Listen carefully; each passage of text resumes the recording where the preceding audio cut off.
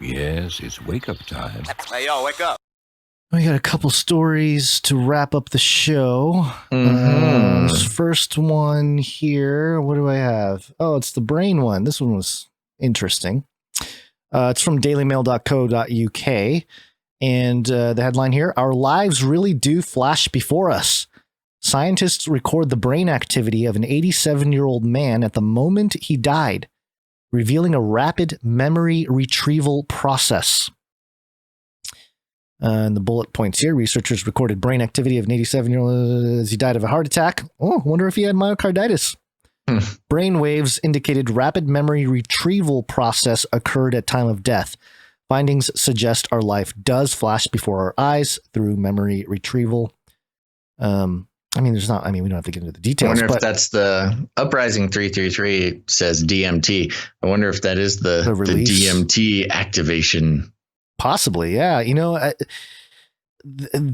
As we kind of get into more brain Neuralink, basically the Neuralink era, they're going to start releasing more information about the brain, I think. And I don't know. I have a feeling it's going to shape how we socialize and all that kind of stuff. It's going to start changing. It'll shape how we see ourselves and how we see reality but more on like a mainstream level. Because of course there's already all sorts of trippy stuff, both from DMT heads and, actual science, the way that reality is perceived and created in the mind, and how there's more to it than our minds can even, are even able to perceive or decode or whatever.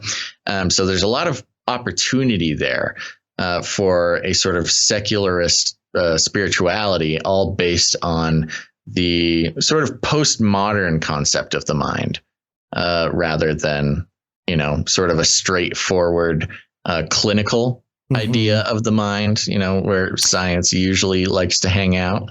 But with a lot of, the funky science going on right now with the brain, it'll be very interesting to see. I didn't bring the story to the show a couple episodes ago, but there was one. I forget the outlet. It was a mainstream scientific outlet writing an article talking about how we need to understand the mind. And I know it's a long-standing thing, but to hear a scientific journal actually or outlet actually say like, "Hey, we've gotten to this point. We can't figure out what's going on materially, so we need to figure out what's going on in the mind if we're going to understand the brain." It's like, oh, okay. The end of naturalism. I talked about this on Age of Deceit too. How the science itself is not going to find answers in the material, so they're gonna start tapping into the supernatural, paranormal, the psi end of things. They're going to start looking at it, talking about it. It's going to become normal science. So very interesting. Also, I think this type of study gives the kind of impression to people that your brain is just like a really sophisticated computer and it's going through some of its final procedural whatever before you die, because it talks about some of the EEG waves and the spike in waves and stuff right before and after the heart stops. Yeah, it's kind of interesting. But thinking of your own brain more like a computer, it just allows for mainstream thinking people to accept microchips or some foreign object to synthesize with your brain. Synthesize, like an upgrade. An upgrade.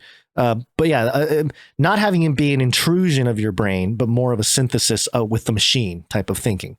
So I don't know. I think that's it's moving in that direction when it comes to this type of story. So I thought it was interesting, but we don't have to go through the details here.